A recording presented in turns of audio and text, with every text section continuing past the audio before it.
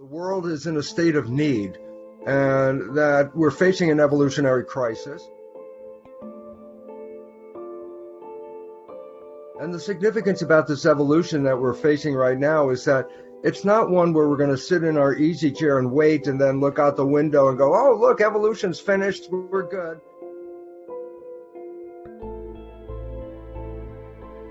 This is a participatory evolution because humans are tightly involved with the world situation that is unfolding at this moment.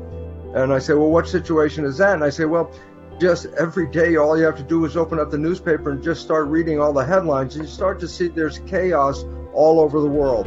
There's racial problems, religious problems, economic problems, environmental problems. It's like, wow, it's a perfect storm. Well, it is because what we're facing right now is what is called the sixth mass extinction of life on this planet. Now, 5 times in the history of this planet, life was really thriving, going full out life. And then some catastrophic event occurred that wiped out between 70 to 95% of all life on this planet. And these events are called mass extinctions. And they were caused by natural events. So, for example, the last mass extinction, about 66 million years ago, was at the time when the dinosaurs were at their height of power, and the world was a lush tropical jungle with dinosaurs, and a comet hit Earth near Mexico. And this comet was so big that it upended the whole web of life, and that the whole globe was affected, and 90% of life disappeared as a result of that interaction. Previous to that, there were periods of what we call tectonic plates moving around the globe, which set off lots of volcanoes and earthquakes, which just undermined the geology of the whole planet, just collapsing structures and causing chaos, and again, massive loss of life. The interesting aspect about it is every time we've had one of these catastrophic events, within a relatively short time, the planet returned back to life again. Well, what we're finding today is that we are not flirting with sixth mass extinction. We are in the sixth mass extinction. Just to give a couple of examples, in 1970, the World Wildlife Foundation did a survey. How many animals are on this planet? Total number of animals. 2 years ago, they repeated the survey, and the shock is 2/3 of the animals that were here in 1970 are gone. We only have 1/3 of the animals left on the planet that were here just since 1970. Another example, for the last 17 years, Germany has been doing a survey in its national parks of how many insects and what kind of insects are present in the ecosystem. The last reading of this revealed that 75% of the insects have disappeared in the last 17 years. And just to make it a little more like freaky, science has recognized that by 2048, there won't be any fish left in the ocean. We've overfished it, we've polluted the water, and we're destroying the breeding grounds. And you start to look at this report card of how life is manifesting on this planet. And what we find is a massive loss has already occurred. Nearly 70% of life is already wiped out. Well, here's the problem. Previous mass extinctions, natural events.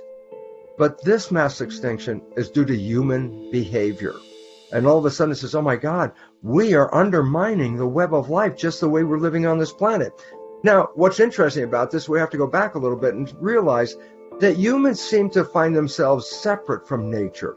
Well, in terms of Judeo-Christian monotheism, that separateness was invoked in the Genesis story.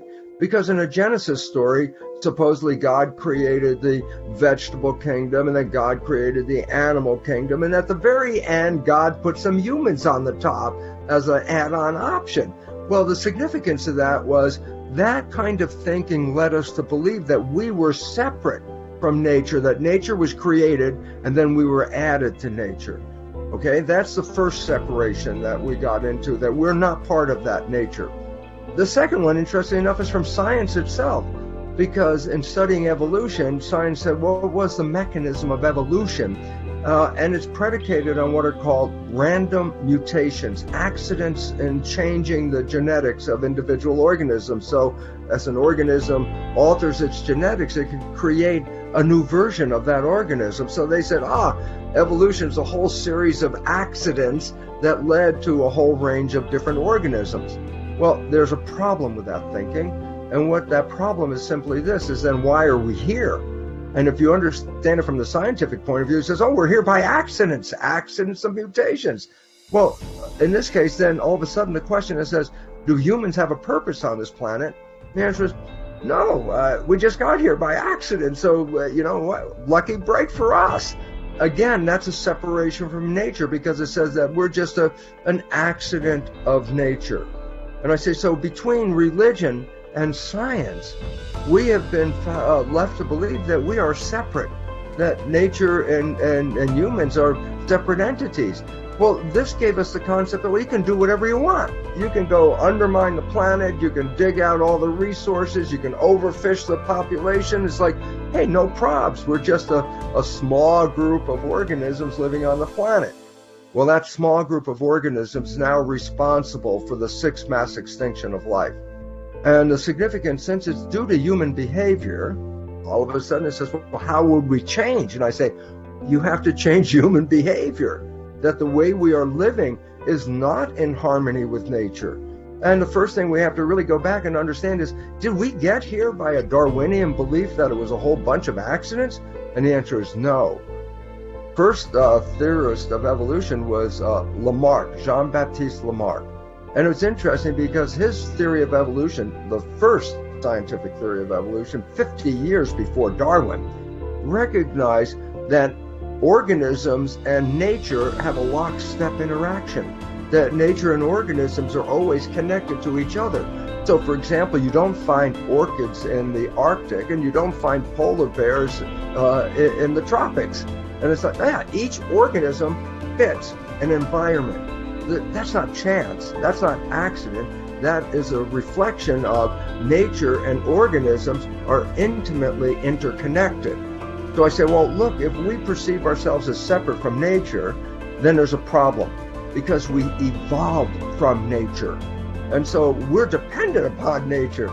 If you undermine the web of life below humans, then humans can't be here anymore.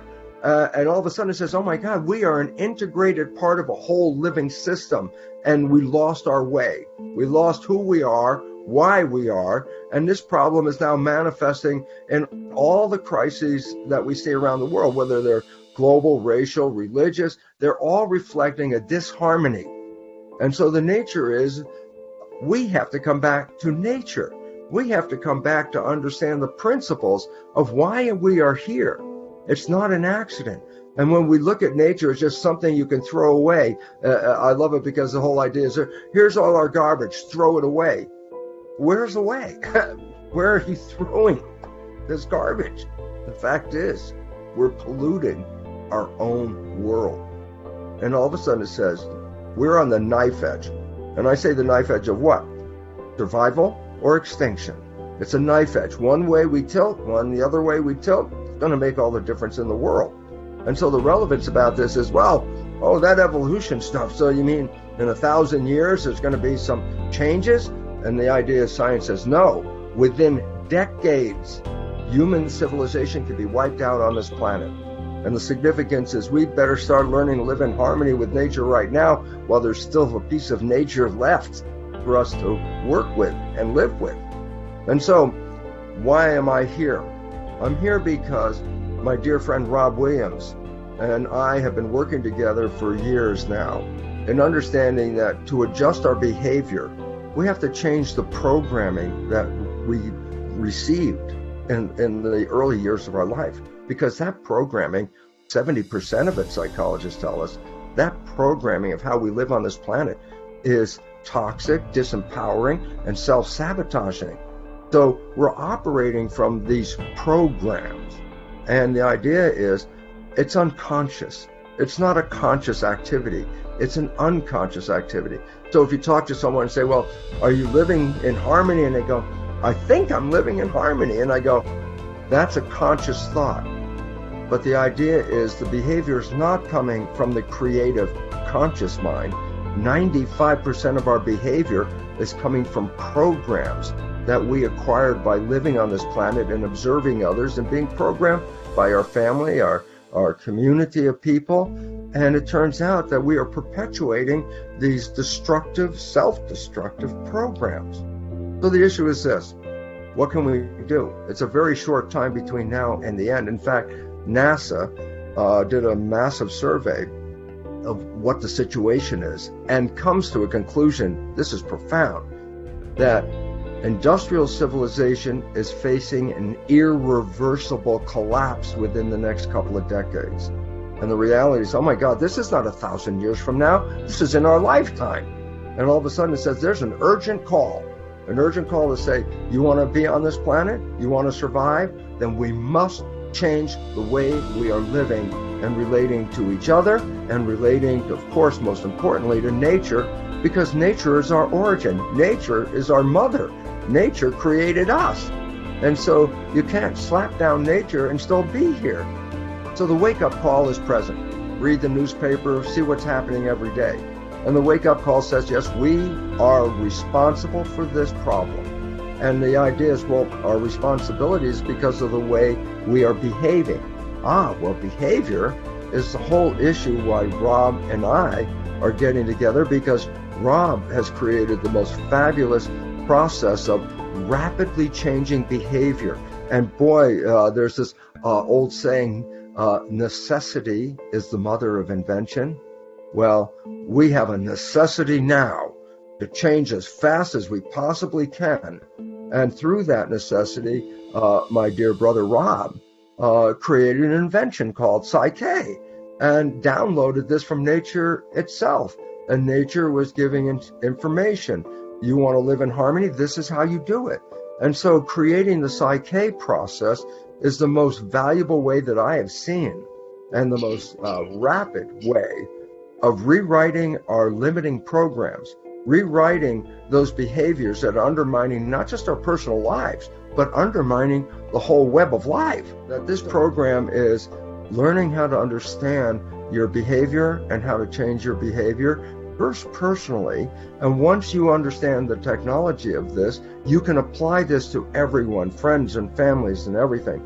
Now it's interesting because the PSYCH-K process starts out as personal belief change, and then it applies to the planet. And I go, it's really interesting because from the old hippie days, there was a phrase that, take care of your backyard before you try to change the world. And the idea is simply as that. Or the one that's a more recent one, when you go on an airplane and they talk about if there's problem in the atmosphere in the plane, the pressure, these little cones drop out from the ceiling, and you put them on and you breathe through these cones. But I love it because the instruction says this: parents, put yours on before you put your child's on. And the reason is this: if you want to help other people, first you have to be stable yourself. And so we first have to take care of ourselves, because once we become clear of the limitations that we've been programmed with, once we become clear of that, then we are valuable aids to helping the rest of the world change as well. So PSYCH-K starts out first, here's how you change yourself. And once you know how to change yourself, now you have the knowledge and the ability to help other people in need change the world. So first we take care of our own backyard, and once we have that done, we are agents of evolution, that we go out into the world and start to help people to come back in harmony, because it's a disharmony where the problem is. And an interesting fact, this disharmony manifests itself in the health world big time for a simple reason. We used to think all the diseases were genes. Genes control this and genes control that, and gene problems cause all the pathologies. Well, here's a little update. Less than 1% of disease is even connected to genetics. Over 90% of the health issues on this planet are related to stress. And stress just means you're not living in harmony, and your biology is revealing that you're out of phase, and that your health is a reflection of the health that you perceive in the environment.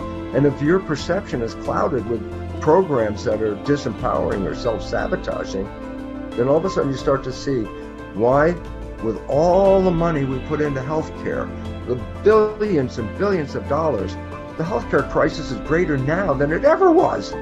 So the idea about it is we were always looking at that the problem is in the physical body, but we now know the problem is in consciousness, and that changing consciousness is the most effective way to regain your health and regain your power. And now, more importantly, changing your consciousness is the most effective way of saving ourselves and our planet.